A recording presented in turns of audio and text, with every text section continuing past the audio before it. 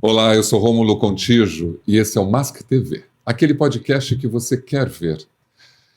Hoje, emoção em alta. Estou aqui em Salvador, a gente está fazendo uma comemoração com pessoas incríveis. Estamos falando, sim, do dia 25 de julho, Dia das Mulheres Negras, Latino-Americanas e Caribenhas. Vamos falar como pano de fundo sobre isso. Mas o mais importante são as convidadas e o convidado que está aqui comigo. Muito obrigado por você fazer parte do Mask TV Podcast. Nós estamos no YouTube, no canal do Rômulo Contígio.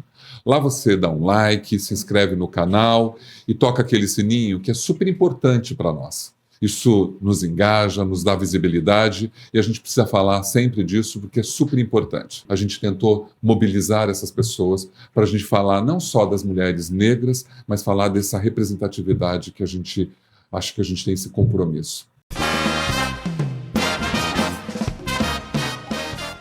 Estou muito honrado com vocês aqui, Najara. Começando logo por mim.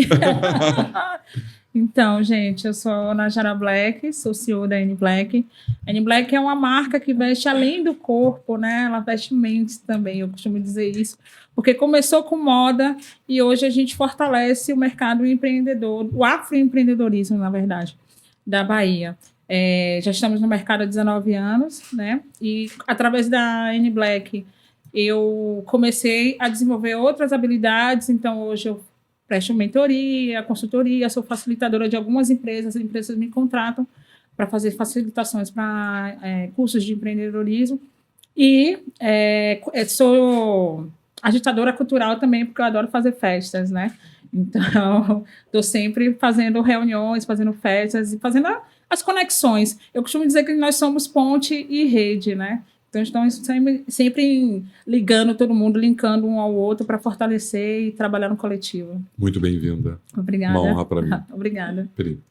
Oi, gente, eu sou Priscila. Uma honra estar aqui hoje, nesse dia, comemorando esse dia tão especial e importante. Eu costumo dizer que eu trabalho na área de recursos humanos há mais de 20 anos, mas a minha paixão mesmo é a área de desenvolvimento, né?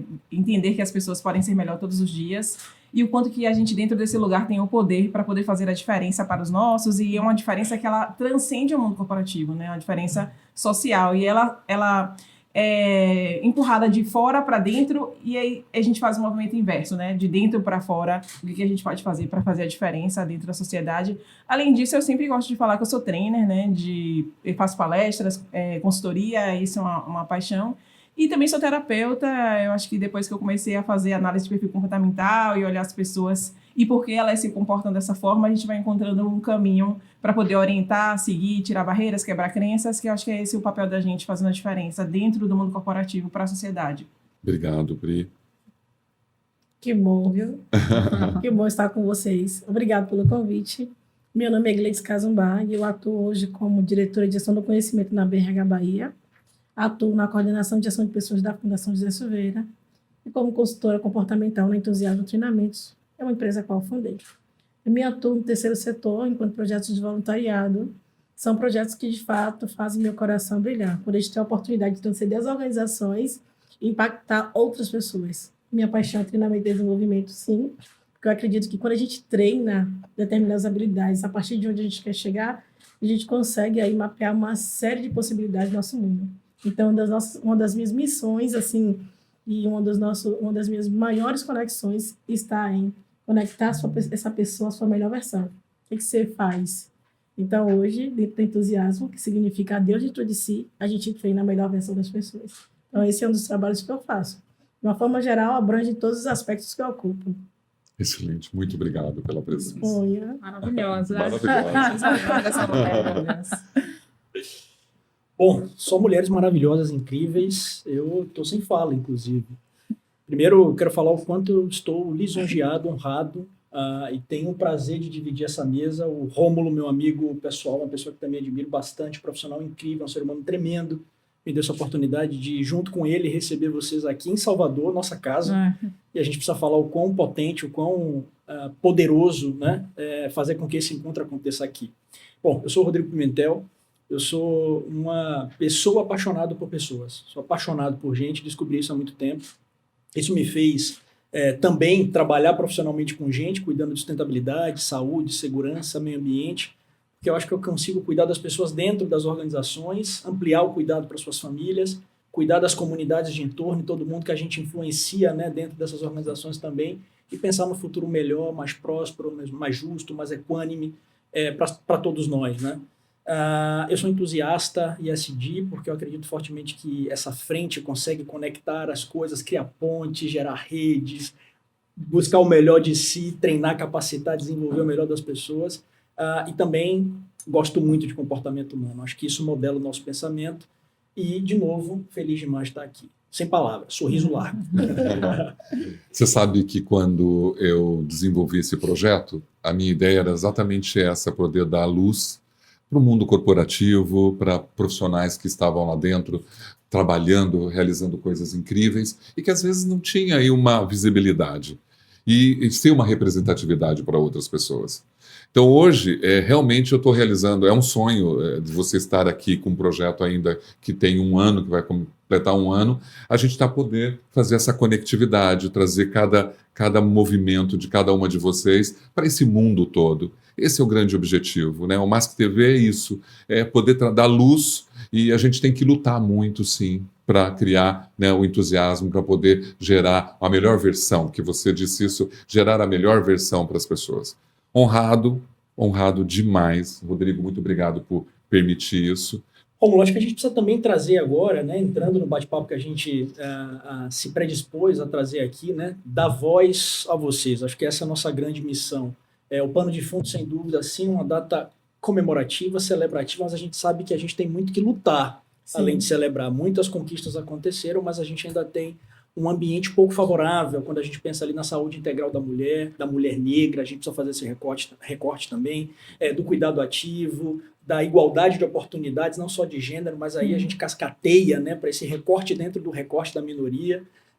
Mas, antes de entrar nesse lugar, eu quero trazer um pouco, de novo, a relevância da gente estar aqui em Salvador, fazendo a gravação desse podcast do Mask TV. Então, é muito especial ser aqui, é muito potente que seja aqui, porque a gente sabe que a história do nosso país também começou aqui, né? E desde que nós fomos invadidos, né, algumas centenas de anos atrás, a gente, infelizmente, teve como pano de fundo desse cenário uma comercialização de carne humana, de gente, né? Então, nós tivemos os negros escravizados, trazidos para o nosso lugar, para a nossa terra, e esse foi o primeiro comércio, né? O primeiro bem ali, lamentavelmente comercializado na história. A gente tem isso como marcador super importante. A gente avança na história da nossa cidade, do nosso lugar, do nosso país, a gente ainda tem o racismo estrutural denominando, demarcando, direcionando, não só, né, a instituição desse modelo de operar, mas também os pontos de partida diversos, complexos, diferentes. Em Salvador, especificamente, a gente tem ali a maioria da população autodeclarada negra, o que torna esse lugar ainda mais especial, e a gente também tem muita ancestralidade, muita cultura, e por isso que a gente, então, né, Romulo, entendeu que aqui seria o lugar para convidar vocês, mulheres incríveis. Acho que para abrir essa conversa, além de falar de Salvador, seria bacana a gente entender um pouquinho, né, além essa introdução inicial sobre a carreira de vocês, quais foram os desafios para conseguir chegar no lugar que vocês estão hoje? Talvez começando por Najara, para a gente seguir uma ordem aqui. É verdade. Começar falando de empreendedorismo, eu preciso falar que as primeiras empreendedoras negras foram as mulheres alforriadas, né, que se tornaram baianas, vendiam seus quitutes na rua e tal. Então, são a nossa primeira referência de empreendedorismo. E no decorrer do tempo, a gente foi vendo outras mulheres, né, lavavam roupas de ganho, essas coisas. Minha mãe também já fez muito isso. E eu comecei a empreender muito porque eu tentava emprego de carteira assinada e não conseguia. E em uma entrevista de emprego, eu sofri racismo por conta do meu cabelo. Ali foi o suficiente. Eu disse, eu não quero trabalhar mais para ninguém. Então, eu não sabia ainda o que eu iria fazer. Comecei a pesquisar e ver as habilidades que eu tinha. Comecei com bijuteria, depois fui para moda, sem conhecer nada de moda. Mas olha como são as coisas. Minha mãe antes costurava as nossas roupas. Então, a moda já estava dentro da minha casa e eu não sabia que eu iria trabalhar com isso, né? Então, comecei no instinto mesmo, sem conhecimento, fui buscando conhecimento. E eu acho que o primeiro desafio foi começar, né? Ter essa atitude de dizer, eu não quero trabalhar mais para ninguém, eu vou trabalhar para mim, com 22 anos, na flor da idade, ainda me descobrindo como mulher preta, sabe? E ali foi o primeiro desafio, de fato. Depois disso, foi continuar, porque eu não entendia da construção de uma peça, eu não entendia de sazonalidade, eu não sabia formar preço. Então, naquela época, nem se falava em empreendedorismo, né? A gente falava de ganhar o pão, de fazer um dinheiro, de fazer uma grana. Informalidade. Era bem informal. Então, assim, eu tinha algumas referências no mercado que eu fui pesquisar, de mulheres já fazendo moda e tal. Tinha algumas referências em São Paulo, mas ninguém na minha idade, ninguém tão jovem quanto eu, assim, fazendo. E foi um estouro, assim, quando eu comecei. E aí entender esse processo de pegar o dinheiro e produzir, voltar esse dinheiro. Não, amor, eu queria curtir, eu queria viver, né? Então gastava o dinheiro e minha mãe foi minha primeira investidora, a primeira pessoa que realmente acreditou em mim. Então, o primeiro desafio mesmo foi continuar. No decorrer desse tempo, foram vários, né? A chegar onde eu cheguei, abrindo portas, né? Dando possibilidade para outras pessoas também acessarem. Eu não consigo seguir sozinha, né? Nem quero seguir sozinha. Eu entendo que eu preciso seguir com os meus. Então, se eu chego em algum determinado lugar, eu sempre estou levando alguém comigo, né? Faço questão de levar eles. E aí, para chegar a esses espaços, eu tive que ter muita autoestima trabalhada, né? Ter muita conversa, porque eu acho que o diálogo é primordial. Quando a gente se conecta, quando a gente conversa, quando a gente tem habilidade para estar batendo um papo, querendo conhecer o outro, a gente faz conexões, o famoso network. Então, graças a esse network que eu construí durante esses 19 anos, é que eu consigo abrir portas e consigo acessar espaços que eu falo, meu Deus, eu estou aqui, meu Deus, eu cheguei ali, meu Deus, olha onde eu cheguei. Eu fiz uma campanha para o Google, que eu parei, eu falei, meu Deus, o Google me procurando. E aí, quando eu fui ver a dimensão da empresa, eu falei, é isso. Aquela menina de 22 anos que estava meio desacreditada do emprego, que queria somente mudar a história de vida da família, conseguiu, né? Graças ao empreendedorismo, eu mudei a história da minha família e a minha história também, estou conseguindo mudar a história de outras famílias também.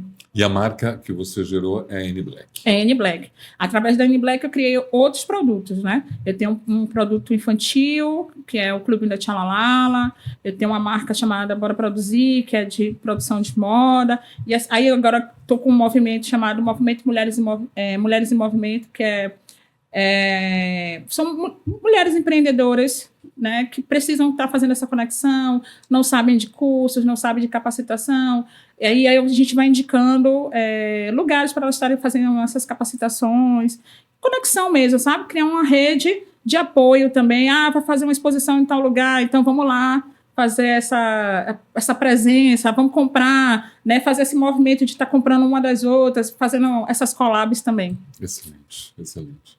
No mundo corporativo, Pri, as coisas são bem diferentes, né? Conta pra gente. Gente, essa pergunta é tão profunda. Porque, se você analisar, o mundo corporativo ele é uma pequena amostra da sociedade, né? E assim como na sociedade é difícil você encontrar pessoas como nós em espaços de privilégio, quando você vai para o mundo corporativo e você vai olhando para a liderança, você vai encontrando cada vez menos pessoas, né, parecidas com nós. E chegou um momento da minha carreira que, por falta de consciência, a consciência que eu tenho hoje sobre essa questão social e racial, eu olhava para a organização que eu trabalhava, não tinha ninguém em espaço de liderança que era preto, e eu achava que minha carreira aos 38 anos de idade ela tinha acabado, porque eu mesma duvidei da minha própria capacidade. Eu olhava e alguma coisa me dizia que eu não tinha como estar ali, naquele lugar. Então, assim, eu acho que o grande desafio hoje dentro do mundo corporativo primeiro, a gente se fortalecer, mesmo não tendo pessoas dentro desses espaços. Segundo, que é algo que acontece de maneira tão velada, assim, não é uma coisa escancarada. É a conversa do corredor, são os comentários, que é o tempo todo você tendo que provar a sua capacidade, né? Quem você aparenta ser, os vieses que as pessoas possuem diante de quem você representa. Isso não está associado a uma capacidade intelectual, uma capacidade de inovação, uma capacidade de fazer diferença. E, às vezes, isso cansa, porque você tem que estar o tempo todo ali provando que você é bom o tempo inteiro. Tem um outro ponto também que eu gosto de trazer, que faz muito parte da minha realidade. é o quanto que eu fiquei moldando o meu jeito de ser para caber nos espaços, assim. Eu sou uma pessoa com a fala potente, eu sou grande, eu falo gesticulando. Isso, na semana passada, a minha liderança atual, que eu trabalho hoje num ambiente bem diferente, falou: o seu jeito de ser e de se conectar com as pessoas é um diferencial competitivo. Aquilo, assim, me estremeceu a alma, porque, assim, esse diferencial competitivo, ele ficou morto durante muitos anos, porque eu estava tentando me moldar em espaços e imitar comportamentos que não são os meus, né? A gente é muito forte, a gente é muito potente para estar tímido dentro de um ambiente corporativo. E você encontrar um lugar que você seja respeitado com esse seu jeito de ser, realmente é o que a gente precisa, assim, como diferencial. Acho que são os pontos que eu trago, assim, trazendo muito a minha história como referência. Existe uma diversidade que agora as pessoas estão dizendo sobre agora o preto resolveu se posicionar. Isso também é extremamente difícil dentro do mundo corporativo. Nós estamos enfrentando isso. Não sei se a Gleides quer falar sobre isso, né? Da gente estar se posicionando, mas agora você quer aparecer, porque estão barrando, né? Achando que isso não nos caberia. Meu olho até vira. Primeiro que é um tema muito sensível, né, dentro das perspectivas de existência. Eu acho que dói. Às vezes, quando eu falo do tema, eu choro, né, porque é uma dor acesa, ativa. Então, dentro da minha sensibilidade, eu acesso esse lugar de dor. E, de fato, as pessoas hoje, nesse contexto social, têm essa versão, que é uma versão, infelizmente, que nos traz aí um baixo nível de consciência, dados os aspectos que construiu toda essa sociedade, essa estrutura como as minhas trouxeram. E é um lugar onde a gente, de fato, vai ter que pressionar um pouquinho mais para que as pessoas entendam que todos nós precisamos de equidade, dado esse processo histórico de construção. Quando Najara disse que ela empreendeu por necessidade aos 22 anos, porque ela disse que ela não conseguiu conseguir um emprego por CLT por conta do preconceito, eu entendo.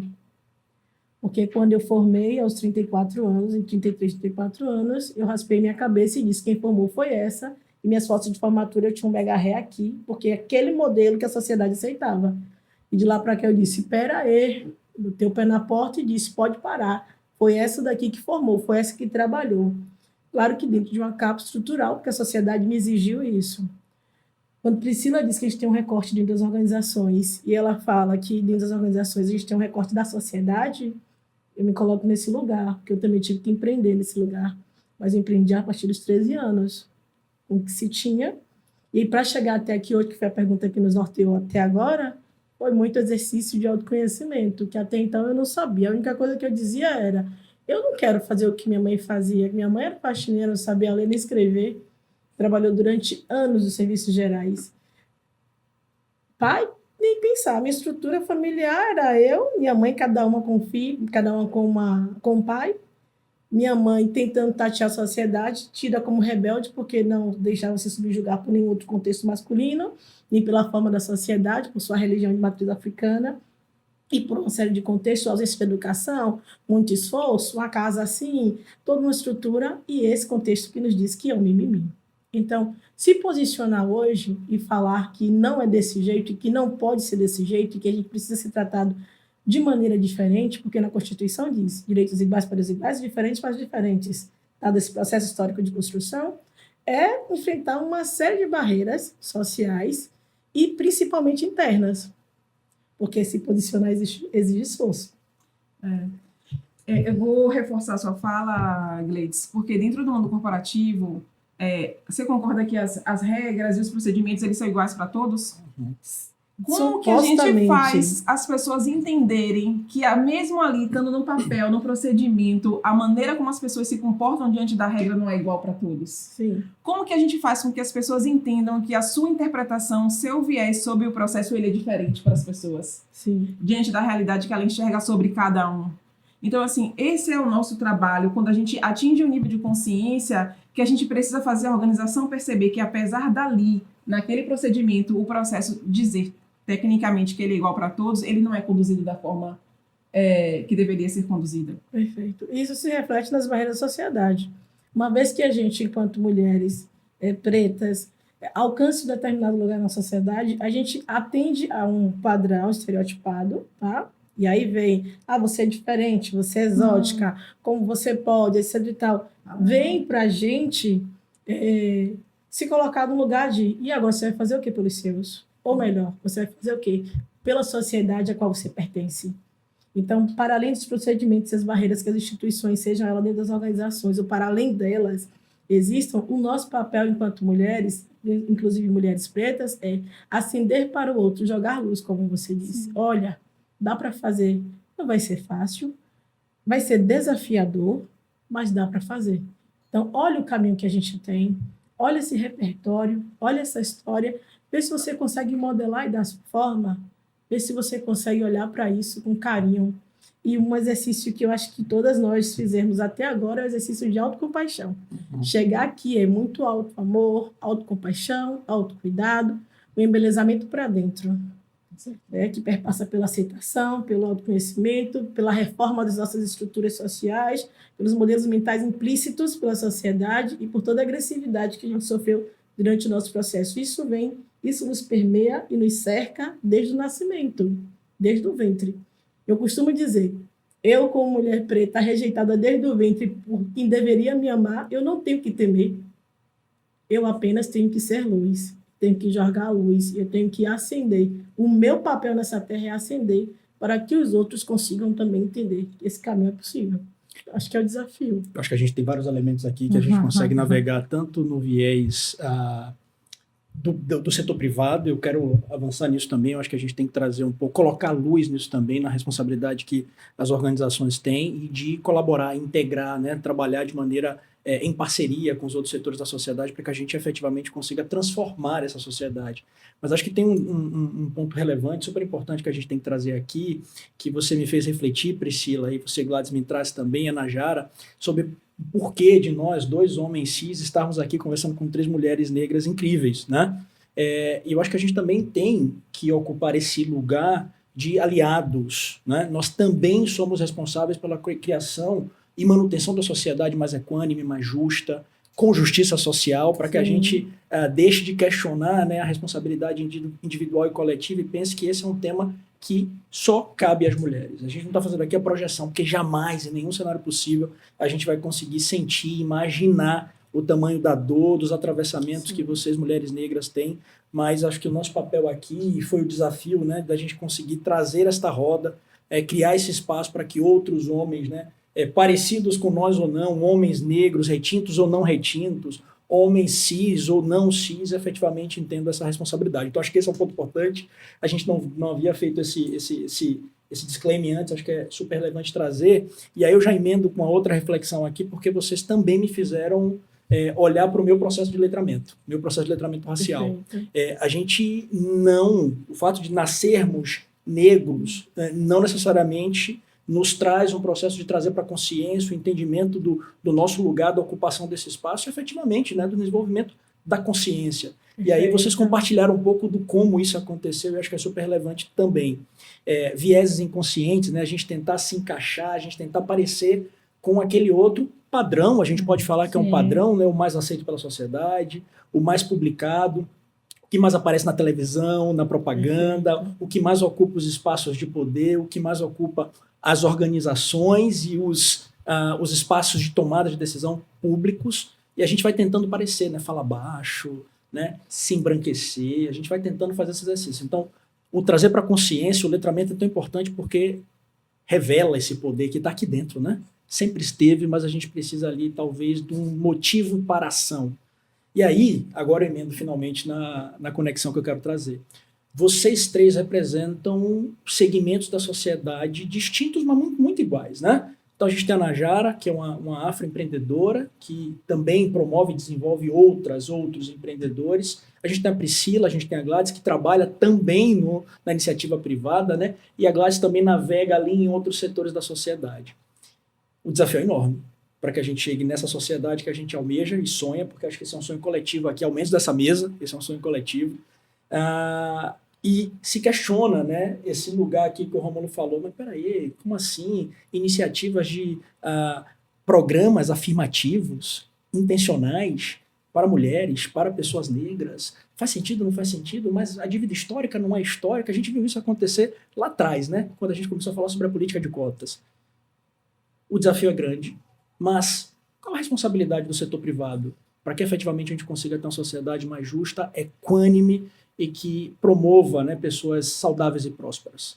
Eu também faço um recorte, porque eu acho que o fato da gente, 2 homens, estarem aqui e o mundo corporativo ainda é muito presente, machista, né, muito masculino, e eu vejo muitas mulheres, às vezes, tendo que se travestir para poder ser vistas dentro de um mercado.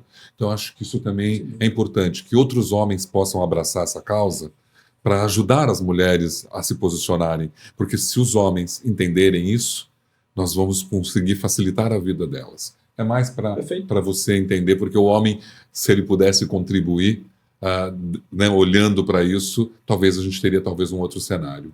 Mas vamos à resposta da iniciativa privada do Rodrigo. Acendendo esse papel de cocriação é essencial na sociedade, tá?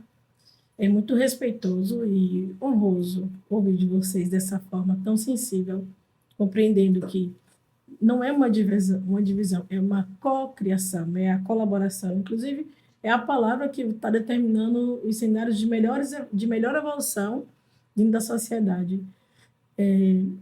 Independente das questões que se tragam do papel do masculino, do feminino, todos nós temos papéis muito semelhantes à sociedade. Que é de trazer, como você disse, uma sociedade equânime. Então, cabe a todos nós assinar esse processo, tá? Então, muito obrigado mais uma vez por essa partilha. Porque só eu que começo. Eu acho importante também reforçar uma coisa, assim, além de vocês serem aliados da causa, a gente tem uma questão na sociedade, que muitas vezes o homem ele só escuta quando o outro homem fala. Então, assim, a gente ter, né, pessoas conscientes, homens conscientes, e abraçando esse processo é a certeza de que a gente vai aumentar essa consciência em nível exponencial. Então, a gente precisa realmente de vocês. Então, faz todo sentido vocês estarem aqui. Talvez se fosse um podcast 100% feminino, a gente não fosse alcançar uma massa que a gente precisa alcançar. É verdade. Até porque, independente da cor, o homem ele está acima da mulher na pirâmide social. Na pirâmide social. E a gente precisa de vocês para poder fazer a gente alavancar nesse lugar. Isso é um ponto, então eu agradeço. Fazer igual a Gleides, agradeço profundamente. Não existe hoje, assim como na parte governamental, não existe hoje falar sobre fazer diferença na sociedade, no mundo corporativo, sem políticas afirmativas. Que é o que a gente vem tentando, né? Hoje eu sou responsável pela parte de diversidade e inclusão, e dentro da parte de diversidade e inclusão, a gente fica tentando entender, porque tem alguns atravessamentos, algumas situações que não me atingem. Como é que eu vou alcançar isso? Eu preciso parar, eu preciso escutar, eu preciso entender. Hoje a gente faz vaga afirmativa dentro da empresa, por exemplo, que eu trabalho hoje, e a gente tem um tipo de atividade que precisa dirigir maquinário pesado, né? E a gente queria fazer uma turma feminina. Eu falei, vamos trazer, porque as turmas são 100% masculinas. E aí, quando você vai para a sociedade, a gente não tem mulheres com habilitação para poder fazer a turma. Então, a gente entende naquele momento que a gente precisa começar mais embaixo no sistema. Eu preciso prover habilitação para essas mulheres, para que elas possam participar das turmas para poder... Então, assim, o quanto que eu hoje entendo meu papel, eu estou disposto a resolver o processo na raiz, na base, no entendimento. Então, assim, quando você fala de empresa privada, primeiro, quem está puxando essas pautas, elas precisam representar essas pautas, que seja como um aliado, mas que seja como um membro, realmente alma, uma pessoa que está ali vulnerável também, com seus atravessamentos também, que sai do papel de liderança e está ali como ser humano, pessoa física que tem sua história dentro de um mundo corporativo, e reforçando, trazendo tudo isso através de políticas afirmativas, assim, não tem outro caminho. É verdade. Complementando assim o que Priscila e Gladys. Fique à vontade, tá? Gleides ou Gladys? Gleides. Mas eu acolho o chamamento, tá? Gleides. Essa é a intenção. Claro. Aprendi agora, não erro mais. Eu também não erro mais. É preciso ter alguém, como a Priscila falou, assim, que tenha também passado por esse atravessamento, por essas dores, para entender. Eu falo como empreendedora, as dificuldades que a gente encontra, primeiro, vamos dizer, um banco, para pegar um empréstimo. Gente, é terrível. É uma burocracia enorme. Eu lembro que o primeiro empréstimo que eu tomei no banco, que eu peguei no banco, assim, o gerente, eu tive que provar que eu já fazia roupa para artistas. Eu tive que provar que eu tinha um leque grande de empresas que eu já trabalhava, porque além da roupa, né, eu fazia fardamento para agências de publicidades, então eu fiz para agências grandes aqui de Salvador. Então, eu tenho que estar provando o tempo todo. Hoje, eu já consegui encontrar em um banco, um gerente negro que entende a minha dor, que sabe do que eu preciso, e muito mais do que isso, ele me orienta, ele me instrui. A gente até se tornou grandes amigos. E no primeiro momento que eu fui para o banco, eu tive muita dificuldade. E essa dificuldade é que muitos empreendedores passam também.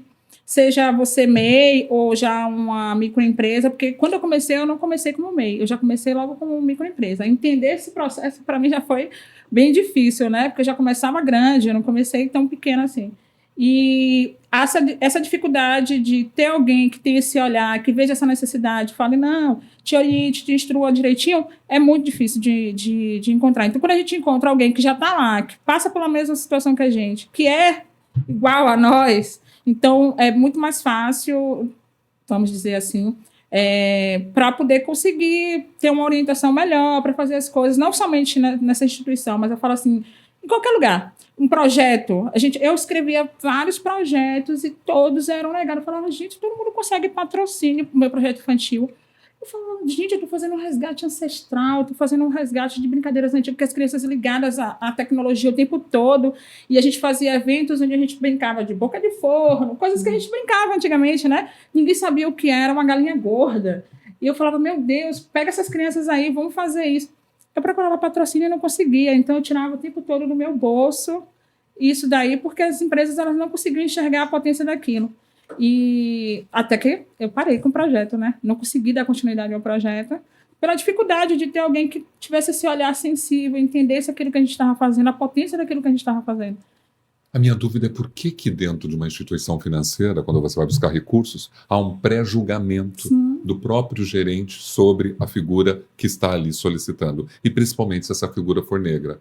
Então ele constrói um pré-julgamento dele e evita que nesse pré-julgamento ele aniquila a possibilidade de e olhar para você. Eu ouvi do gerente assim, a minha gerente geral liberou o empréstimo, porque ela disse que o setor da confecção, né, que é o que eu me enquadro, porque eu confecciono todas as minhas peças, é o que mais fica inadimplente no mercado, né? Eles dizem que as mulheres são as que mais pagam bem, né, que pagam direitinho, que pagam certinho. E aí dizem que o setor da confecção é o que mais fica inadimplente. Mas ela viu que eu não era uma marca qualquer. Essa foi a expressão que ele falou. Ela viu que você não era uma marca qualquer. Por isso que ela liberou o valor. Eu não queria escutar isso. Eu queria chegar lá, levar meu faturamento, levar minhas coisas e dizer assim, olha, eu quero pegar isso aqui e acabou. Tenho direito a isso considerar aqui. seus resultados. Pronto. Mas acho que isso me traz uma amarração super importante, porque apesar da gente estar ouvindo histórias transformadoras, inspiradoras, poderosas, esses atravessamentos machucam, dói.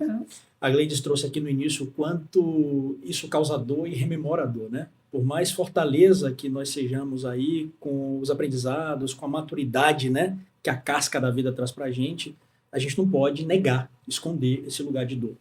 E aí eu referencio, nós somos profissionais de saúde e segurança também, vocês cuidam de pessoas, né? Quando a gente fala de pessoas, a gente tem que olhar também para a saúde integral. E olhar para a saúde integral é olhar para a saúde mental, para o bem-estar físico, emocional e a extensão, além das suas horas de jornada de trabalho, né? Com a sua vida, né? Integralmente. E aí tem uma publicação recente da Organização Mundial de Saúde, que é um relatório que chama, né, Transformando a Saúde Mental para Todos. Um relatório de 2002, onde a Organização Mundial de Saúde traz as direções para que as organizações do mundo inteiro entendam o que priorizar, para onde olhar, o que fazer, quais são os pontos relevantes materiais, para dar uma direção, né, dar um guia. E também esse relatório é repleto de dados super relevantes e importantes. E aí, acho que um que chama a atenção, que não é dúvida, segredo nenhum para a gente, é o quanto afetadas a população do mundo está. E a gente vai para um recorte. Então, os jovens, e se surpreendam, as mulheres negras, em vulnerabilidade social são principalmente afetadas, né, por esses atravessamentos e por esses temas e acabam desenvolvendo ali questões diversas ou, né, de questões relacionadas à saúde mental ou até relacionadas a vício em drogas. E que existem. Sem dúvida, sem dúvida. E aí, ouvindo três mulheres potentes, como vocês, né, com toda essa história, todos esses atravessamentos e a construção dessa fortaleza no decorrer da vida de vocês. Saúde mental importa? Como ter esse olhar? Como se cuidar, né, e entender que você é a pessoa mais relevante, mais importante da sua vida? Saúde 360 importa. Invisibilidade é um dos fatores mais utilizados quando estratégia social para que as mulheres negras, pretas ou mulheres de todas as formas, elas não acessem esses lugares de poder, principalmente na estrutura financeira. O viés da educação é o principal pilar para que as pessoas ampliem sua consciência, seja dentro das organizações, seja dentro do empreendedorismo, ou seja, em qualquer lugar da sociedade. A educação foi o pilar mais forte enquanto direcionador, foi o meu farol.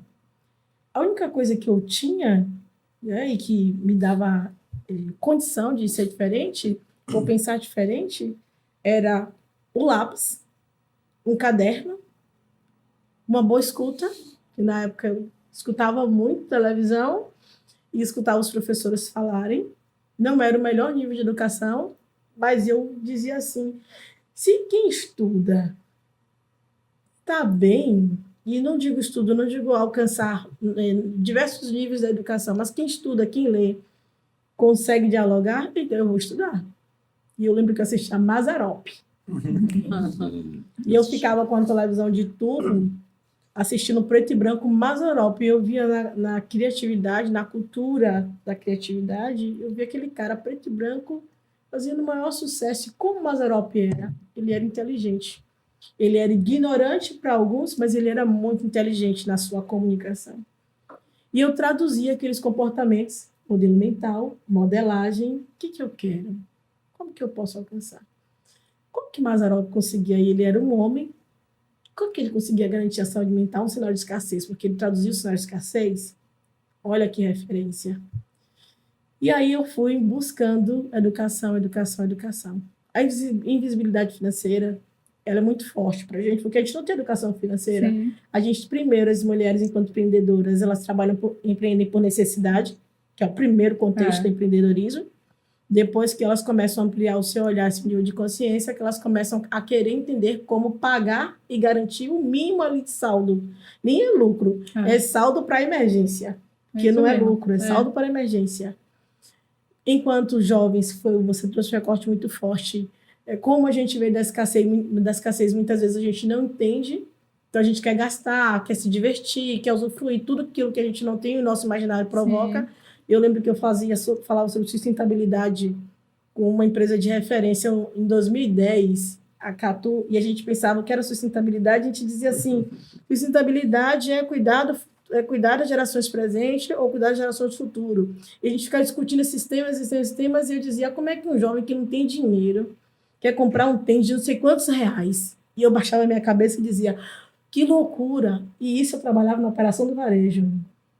E eu dizia, como que pode, né? Então, essa invisibilidade financeira existe e essa saúde mental, onde a gente também é invisível, que é questionada.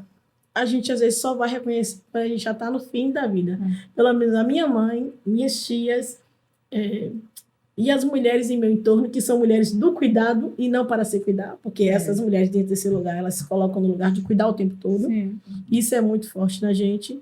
Terminam sendo também invisibilizadas. Então, ações afirmativas para esse lugar faz toda a diferença. É um convite. E isso mexe comigo, porque nesse cenário também, aliás, acho que atravessa a gente, faz com que a gente pense quais são as ações afirmativas que levam essas mulheres para um nível de autoconhecimento a ponto de elas entenderem que elas precisam também serem cuidadas. Então, a invisibilidade, na verdade, ela é 360. ela não é só na saúde mental. A saúde mental, ela explode porque ela é reflexo de tudo aquilo, financeiro, a materialidade dos bens, o próprio contexto da educação, a vida pessoal enquanto a individualidade, porque a gente, enquanto mulher preta, a gente entende que não deve ter direito à pausa e trabalha pra caramba, ela no final recebe hipertensão, diabetes e alguma coisa assim, porque é o contexto da saúde da mulher preta, o recorte é esse, para pessoas pretas, né? Então, a invisibilidade ela não é só em um lugar. Ela parte de um 360. Se você abrir a roda da vida de uma mulher preta, você vai ver o grau de insatisfação que ela tem e, às vezes, ela não consegue nem perceber. E aí, enquanto treinadora comportamental, Pri, eu acho que você pode trazer essa ideia. Se você traz um 360 para uma mulher preta na roda da vida, onde é que você vê invisibilidade? Olha, esse assunto é tão polêmico. O Rodrigo começou, veio num lugar que é arrebatador, assim, porque muitas vezes a gente tenta relativizar e romantizar algumas coisas e não dá. Como que eu vou exigir que a pessoa durma com racismo ambiental? A casa dela tá alagando, né? O filho dela tá tentando encontrar um lugar para encostar a cabeça e amanhã ele tem que ir para a escola. E ele vai competir mais tarde com pessoas que vieram de estruturas e recursos extremamente favoráveis. Como que a gente vai pedir e exigir saúde mental dessas pessoas, sabe? Sem oferecer nada de recurso. Porque muito antes, pensando ali na base da pirâmide de Maslow, ela tá ali o tempo todo na base, tentando sobreviver. Como que a gente vai falar de autorrealização, gente? Assim, não dá. Realmente é um tema muito complexo, porque a falta de recurso. E você falar 360, mas eu falo em todos os sentidos, inclusive, não só de oportunidade, como simplesmente ter alguém do seu lado para se inspirar. Quando você fala que tem alguém para se inspirar, eu sempre falo isso. Eu não tive algumas referências, mas eu tive dentro do meu rol uma pessoa que eu falava, eu quero ser igual àquela pessoa. Isso é um privilégio, apesar de não ter tido tantos recursos assim. Mas falar de saúde mental hoje, dentro do seio da mulher preta, é uma dor, porque a gente não é um corpo digno de ser amado, de ser reconhecido, de ser valorizado. E isso eu não estou falando só das relações amorosas, da pessoa que ela é vista e vai dizer assim, vou assumir ela. Mas esse assumir, ele também vai para outros segmentos da sociedade. Eu assumi ela na frente da minha loja, como uma referência, como a capa. Eu assumi essa mulher dentro de uma posição de liderança. Eu mandar essa mulher representando o nome da minha empresa. Então, assim, fiquei emotiva aqui, né? Intensa, né? Também. Porque são tantas camadas que a gente tem que pegar alguma para resolver. Né? É verdade. São tantas, mas assim, eu parei de querer exigir aquela coisa de aconteceu, menina, supera, vamos para a próxima, assim, eu saí desse lugar. Não, olha para isso, se incomoda com isso, a gente não vai morrer com isso, porque seria utopia eu achar que a gente vai encontrar um mundo perfeito e um mundo melhor. Algumas coisas a gente vai viver para fazer gerações melhores. Eu sempre falo isso. Depois que minha irmã teve filho, eu passei a olhar para a geração. Eu falei, preciso deixar um mundo melhor para ela, né? Esse sentimento. Mas agora, nesse processo, a gente precisa de verdade acessar essa dor e ressignificar ela, assim. Não tem como passar por cima mais, sabe? As empresas estão com vários programas de saúde integral e mental. Você acha que isso contribui para ajudar nesse viés tão terrível que a gente ainda tem? É essencial, é essencial. Hoje, eu vou dar o exemplo dos lugares que eu passei. A gente vê políticas de saúde muito forte, a saúde mental e a saúde física, né? Porque é uma combinação, né? A grande verdade é que o corpo é palco da nossa mente. Por vários processos, né? Carga horária, às vezes você fica longe dos seus filhos, mora longe do trabalho, como que a gente gerencia tudo isso? Mas hoje, dentro das corporações, o auxílio psicológico hoje está sendo uma frente, né? Não só, obviamente, tem todo esse processo histórico de atravessamento, mas o excesso de informação para a gente poder lidar e o excesso de trabalho, etc., faz com que a gente precise realmente desse auxílio. Então, eu enxergo que é um caminho sem volta. Movimentos pós-pandêmicos, né? É um caminho sem volta.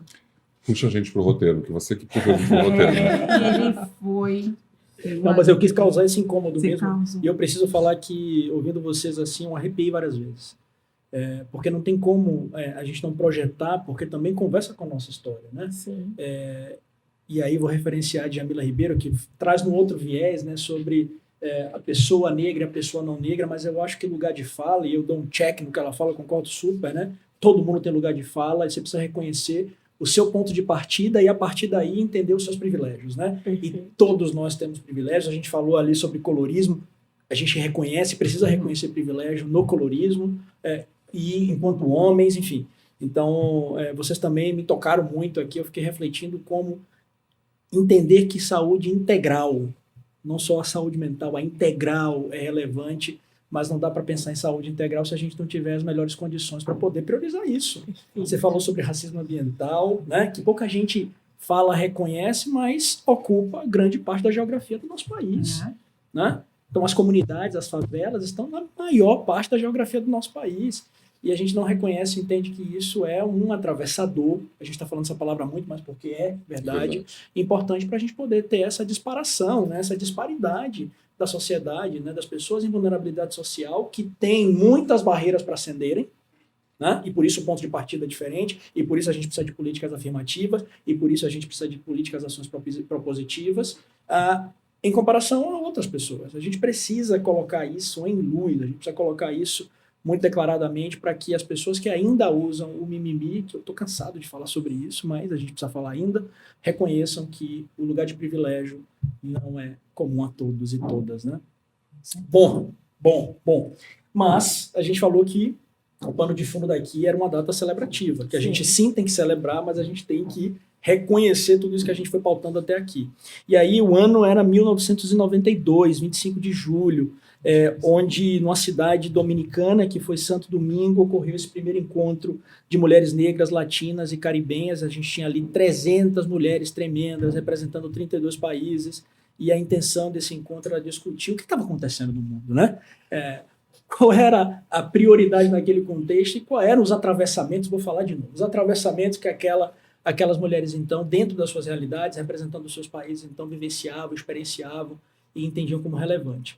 Vou fazer uma conexão com uma outra data super importante, que inclusive no nosso país tem poder de lei, que é a 12.987 de 14, que estabelece também, em 25 de julho, o Dia Nacional de Teresa de Benguela. De Benguela, a rainha, né? Muito. Nossa, e tem uma rainha. Referência também poderosa. Tão poderosa quanto vocês, né? Do aquilombamento, do cuidado, proteger. Sim. Então, acho que esse é referencial. Lembrando que os quilombolas agora foram evidenciados na lei de cotas revisadas, né? Porque até então não era. Exatamente. Bom, e para mim vocês são grandes exemplos, vocês são grandes inspirações para outras mulheres, para outros homens também. Me sinto totalmente inspirado, motivado, acredito que o Rômulo também. Muito. É difícil ocupar esse lugar? É difícil, Najara, ocupar esse lugar de exemplo, de inspiração, de referência? Muito. As meninas estavam aqui falando de saúde mental e eu fui fazendo um filme aqui, passando um filme na cabeça. Quando eu entendi que eu era uma referência para as pessoas, eu demorei muito para entender isso, né? Demorei para entender que eu era uma potência, que aquilo que eu fazia era transformador e que não transformava somente a minha vida, mas transformava a vida de todo mundo ao redor, seja com a questão da autoestima, seja com a geração de renda, seja com as possibilidades e oportunidades de trabalho, de evidenciar trabalhos, que é o que eu mais faço, assim, né, de estar oportunizando as pessoas de estarem mostrando seus trabalhos. E a gente fica o tempo todo, né? Ajudando todo mundo, mas quem é que te ajuda? E eu comecei a fazer esse trabalho de reflexão, assim, falando, caramba, quando eu preciso de uma ajuda, eu não tenho ninguém que me ajudar. Caramba, como é que faz? Como é que é? E tal. Hoje eu já consigo dizer não para algumas coisas, eu já consigo querer estar em espaços que eu falo, ó, agora, quando eu mudei de loja, eu falei, não vou ficar mais, eu estou adoecendo, eu não posso adoecer. Eu não posso adoecer porque eu tenho um filho autista, eu tenho uma mãe debilitada, eu tenho uma rede de apoio que eu ajudo, e se eu adoecer, como é que eu vou fazer? Então, de novo, né? O atravessamento, né? São vários atravessamentos que ocorrem, assim, e que a gente tem que parar realmente. A terapia ajuda muito, ter pessoas para conversar ajuda muito, e entender realmente esse papel. quando eu entendi que eu era uma referência, eu comecei a trabalhar mais, eu comecei a buscar mais, eu comecei a querer fazer mais coisas para poder ajudar mais as outras pessoas e mostrando a potência delas, porque chega para mim mulheres dizendo, Najara, eu estou empreendendo, mas eu não tenho apoio de ninguém em casa. Ai, meu marido não quer que eu empreenda, mas por que ele não quer que você empreenda? Eu vou lá, converso, falo, você é uma potência, você é isso, você é aquilo. Então, assim, esse papel é um papel importante, mas que me deixa um pouco preocupada, porque eu também fico tentando ser muito correta em tudo, tentando fazer tudo certinho, assim, e digo a elas, eu não sou certa, eu vou errar, vou cometer erros, e é importante cometer erros, porque são os erros que fazem com que a gente acerte lá na frente, né?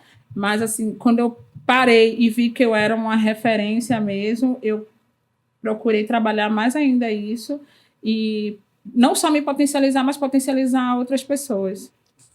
E muitas pessoas ainda que não acreditam, né? Então, assim, o não acreditar... Até um dia desse eu não acreditava que eu era uma potência, entendeu? Então, as pessoas... Eu preciso ficar ouvindo isso o tempo todo para eu entender que realmente o que eu faço transforma vidas, né? E que a persistência, a insistência, a resiliência também vai ter que ser necessária. Porque se nós temos tantos atravessadores que vão impedir da gente chegar a algum lugar, mesmo olhando para você... Eu, como posso ser uma mulher, né, que estou tentando, falar, mas isso é só ela. Ela conseguiu. Eu não vou conseguir nunca. Porque tem esse lado também de você fortalecer. Eu acho que isso aqui hoje realmente assim, me emociona, porque a gente está tentando, de uma certa forma, mostrar para aquela garota, vá em frente. Você pode sim. Você precisa ter essa força. Né? Está aqui ela, vá. Né? Porque se você não tiver essa inspiração... A gente é desacreditado a cada segundo, né? A cada segundo alguém vem e fala assim, para com isso, né? Não, só ela conseguiu, você não vai conseguir nada. Você vai fazer isso, vai chegar... Eu lembro quando eu comecei, falava assim, não vai passar de um mês, é só uma marquinha, é só uma modinha. 19 anos. 19 anos aí, sabe? Então, tipo, realmente não dar ouvidos ao que os outros falam. Lá na loja, eu tinha...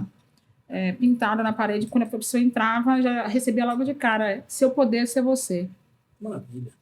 Isso. Seu poder ser você. Você falou sobre a presença do gerente do banco, um homem negro que entendeu, né, aquele lugar e te olhou diferente, né? Vocês também ocupam lugares importantes, então a ocupação dos espaços é extremamente relevante para gerar aquela inspiração, né, aquela visualização material. Então saiu do campo das ideias, será? Não, ó a Najara, ó a Priscila, ó a Gleides. É difícil ocupar esse espaço? E aí, Pri?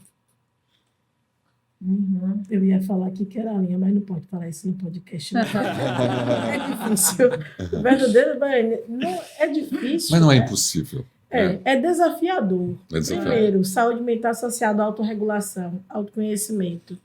E aí, essa construção dessa visão de mundo, que é o que você trouxe, vai lá, menina, guarda esse bordão porque ele é seu, ele é importante. Até a gente compreender o quão que a gente cresceu, é difícil, porque os nossos sabotadores, eles foram construídos no nosso nível de inconsciente mais profundo. E isso está enraizado assim. A gente está à frente do tempo, mas essas materializações de visão de mundo foram construídas por essas mulheres. Mas os nossos sabotadores, eles são maiores, muito poderosos, não mais poderosos do que a gente está aqui relatando isso, mas eles são reais. E eles não vêm seguidos de apoiadores, eles vêm seguidos de novos sabotadores que tocam na gente, que fazem com que a gente baixe a cabeça e repense em quem nós somos. Mas aí a gente tem uma força divina espiritual, né? A gente traz a espiritualidade para esse centro, que aí é um pilar da roda da vida da mulher ou de qualquer pessoa, onde a gente faz um convite, né? Você veio de onde? Qual é o seu legado? Quem são as pessoas que representam e contam a história com você? Se elas fizeram, por que você não consegue fazer? Qual o nível de manobra ou de autorregulação? E aí vai para o treinamento ou capacitação, mentoria, coach, seja o que for, onde você encontra um ponto para você olhar e dizer, vai menina, vai lá, vai dar certo. Então, a autorregulação associada à saúde mental, treinamento comportamental faz toda a diferença. As organizações fazem a diferença. Porque ainda que eu vivesse em um contexto de pessoas não brancas de alta predominância, eu sempre olhei para alguém que me olhou com apreciação e disse, vai menina, então para onde eu estou olhando? A minha principal referência foi minha mãe, que dizia, vai logo, Gleides. E eu ouvia, vai menina. Ela dizia assim, você tem que ir porque eu não fui. Dentro do contexto dela. Essa foi a minha referência. As minhas irmãs que diziam, você vai conseguir, Gleides. Mesmo que algum tio dissesse, eu tinha um tio que dizia assim, você tem que arranjar, olha só, você tem que arranjar um namorado branco, Gleides, porque você já é preta do cabelo duro. E eu dizia assim, como que eu vou fazer isso? Se nem você me ama. Então é muito importante que a gente tenha para onde olhar esses processos, olhar esses lugares de referência, para que a gente não se perca. E mesmo quando a gente se permitir se perder, a gente conseguir ressignificar. Respirar fundo e dizer, calma, Cocada, vai dar tudo certo, tá? Então, esse é um processo, assim, associado à saúde mental mesmo, é um processo... Eu não choro só porque...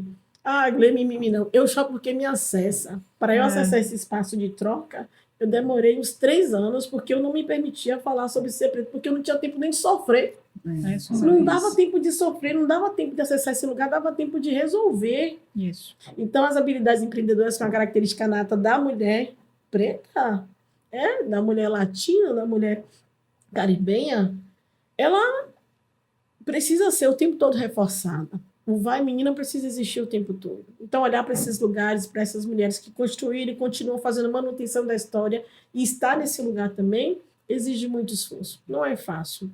Todo dia a gente quebra um pouquinho e ressignifica. A gente nunca vem na nossa melhor versão, porque nem a gente acredita que pode ser a melhor versão, nem a gente, às vezes... E aí, quando a gente se depara com o espelho, a gente respira e diz, é possível. Como? Encontre caminhos. Encontre alguém que olhe para você com carinho, se olhe com carinho, se aprecie, se dê um tempo, né? Respire. Respire, cara. Esse é o desafio da gente. A fé sempre foi a minha fortaleza, assim. E eu sou canceriana, então eu sempre fui de chorar muito, de fazer drama e tal. E uma vez eu ouvi de trancar rua, eu desesperada com as coisas assim. Ele falou, olha, o que não dá hoje, o que dá de manhã dá de tarde, o que não dá de tarde dá de noite, o que não dá hoje dá amanhã. Você não pode se desesperar, não. Eu vou dar um exemplo para vocês. Em 1972, eu saí de casa, porque meu pai era alcoólatra, muito violento. Tentou, de uma certa forma, me matar várias vezes, e eu até não sabia por quê. Ele era preto, minha mãe branca, e com 6 anos e meio eu fui para a rua trabalhar, porque era uma única forma que eu encontrei de fugir daquele lugar. E hoje, ouvindo vocês e estando aqui nesse lugar, você entendeu? Depois de ter sofrido por 18 anos, porque eu, minha mãe e minhas irmãs, nós sofremos por 18 anos agressões muito violentas. Então, assim, todo aquele entorno jamais me permitia chegar onde eu estou aqui hoje. E quando eu vejo vocês falando, é verdade que você, às vezes sozinho, tem que buscar a sua fé, sim, para ter força. Porque, mesmo com 6 anos e meio de idade, eu encontrei uma vontade de viver sem nenhuma inspiração. Sem absolutamente ninguém dizer, vai lá, menino. Não, foi a violência que me impulsionou. Não importa. O que importa, alguém me impulsionou e eu estou aqui hoje muito também emocionado de saber que é possível a gente poder defender esse tema e levar tudo isso para as pessoas. E você traz um chamamento. Existe uma literatura que fala sobre a virtude da raiva. Quando a gente nasce e vem de um contexto social onde a vulnerabilidade socioeconômica impacta diretamente na nossa existência, nós somos mobilizados pela raiva. Só que a raiva ela tem suas virtudes. Ela pode nos encaminhar para caminhos de prosperidade, porque ela é energia de arranque. A raiva é energia de arranque. Estou com raiva. Vai fazer o quê? Nível de consciência abaixo, eu posso ir para um caminho que não se assemelha tanto à minha necessidade, me faz prosperar, mas também eu posso ir para um caminho muito positivo. Aí eu digo sempre, né? Quem é a sua referência de verdade? Para onde você está olhando? E aí vem o estabelecimento da fé, independente da religião. Da fé. Então, independente daquilo que você cultua, eu não sei, independente da religião, tá? Então, seu íntimo, eu digo sempre, se você tem essa energia, Rômulo, você tem um propósito muito grande. Sabe quando você disse assim, eu quero jogar luz. É isso, cara. Se com 6 anos você já pensava dessa forma, conseguiu usar essa raiva para te mobilizar, acesse essa raiva. Hoje eu acesso a raiva em diversos momentos para alcançar lugares que eu jamais pensei em alcançar. A raiva, ela é uma energia, para mim, motriz muito forte. E tá tudo bem. Agora, e aí você trouxe, Rodrigo, algo interessante. Quando a raiva, quando essas mulheres, dentro desse contexto social, não são percebidas, elas usam a raiva mais em baixo nível de consciência. Aí vem treinamento para dentro. Exatamente. Treina. A raiva é uma emoção primária, né? Primária, Ela necessária. vai na maior potência, no seu maior íntimo ali, ela se manifesta e ela precisa ter gestão. Mas como que você tem gestão sem recurso? Sim. E eu não falo de recurso físico, eu falo de recurso emocional, de referência. Cognitivo. Uhum. Agora, a gente precisa respirar, porque o sentimento que eu tenho agora não é de raiva, é de afeto. Eu quero te dar um abraço muito forte. O Encontro Transformador está sendo esse momento, e também um abraço a vocês pelo quanto, né, vocês me deixaram aqui. Eu vou tirar daqui, porque não adianta ficar aqui, né? Sei que vai ficar para a eternidade através dos canais da internet, mas só que a gente precisa continuar sendo vocais.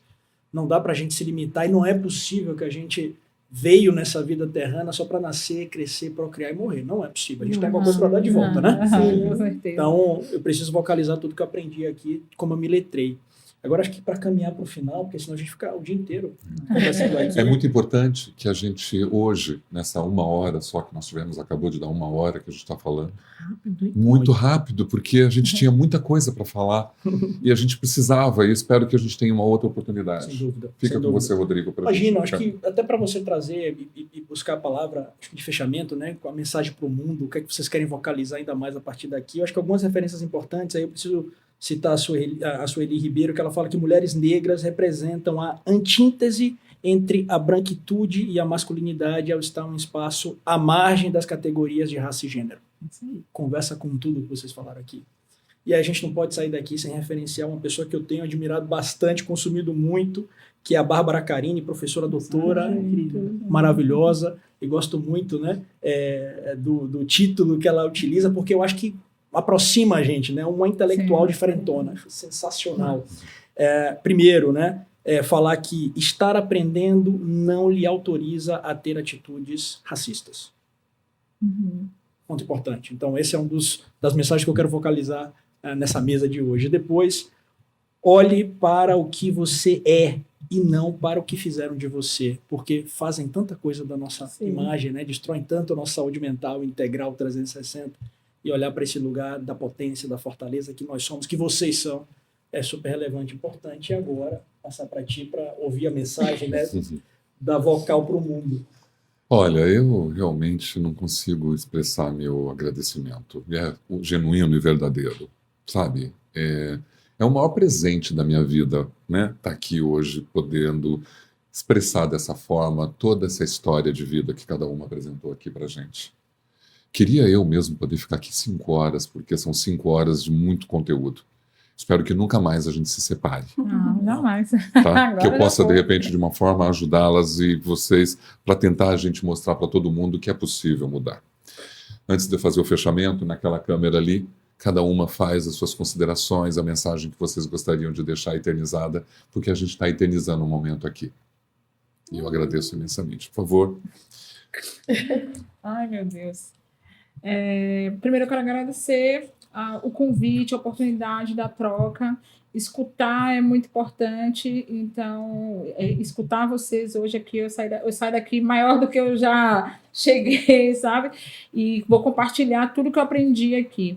Dizer a você que está aí, que vai assistir esse podcast, que acredite no seu poder, que acredite em você, que siga, procure uma rede de apoio, seja um amigo, seja um cliente, seja quem for, mas procure uma rede de apoio e continue acreditando em você, porque é capaz da gente conseguir conquistar aquilo que a gente almeja. É difícil, é desafiador, mas não é impossível, e eu continuo dizendo que nada pode nos parar. Então, só quem para você é você mesmo. Então, continue. Acredite em você. Ah, que linda. Vai, menina, vai, menina. Ficou difícil agora. Ai, gente, eu venho trazendo um chamado assim para as pessoas e depois dessa consciência minha social e racial com relação ao quanto que a gente precisa fortalecer a nossa rede. Eu fico impressionada. Às vezes uma pessoa vai na internet e comete um racismo horrível e ele aumenta o número de seguidores. Existe uma rede que é muito poderosa de apoio, inclusive ao equívoco. Como a gente nasceu num ambiente que a gente aprendeu, né, o auto-ódio e o odiar os iguais, a gente precisa encontrar amor nesse lugar. Então, assim, o que eu mais venho falando hoje é o quanto que a gente pode se amar, amar os que são iguais a gente e fortalecer a nossa rede. Eu estou fazendo terapia, eu fico procurando uma terapeuta negra, até porque ela vai entender os meus próprios atravessamentos. Eu estava fazendo fisioterapia, eu fico procurando um fisioterapeuta negro. Eu vou numa loja comprar, eu fico procurando uma loja que seja uma referência de um empreendedor preto. Porque quanto mais... E isso não quer dizer que eu só vou usufruir, só vou consumir do que é meu. Não. A gente precisa ajudar a fazer com que essa diferença ela reduza. Utopia é achar que a gente vai conseguir encontrar um mundo igualitário, igual, propício para a gente. Não vai. A diferença ela é muito grande e ela é histórica. O que a gente precisa enquanto esse lugar, ou talvez esse dia nunca chegue, a gente tem que fortalecer os nossos com muito amor. E esse fortalecer os nossos com muito amor envolve autoconhecimento, envolve as pessoas que eu escolho estar do lado, que vai fazer a diferença no que eu penso, no que eu acredito, os ambientes e os espaços em que eu quero estar. Então, meu pedido para quem está assistindo vamos cada vez mais fortalecer a nossa rede, porque a gente merece. Ninguém solta a mão de ninguém. Ninguém solta a mão de ninguém. Olha como a gente está conectado. Eu estava pensando em falar em amor, sabe? E falar de amor nesse processo é sempre um desafio.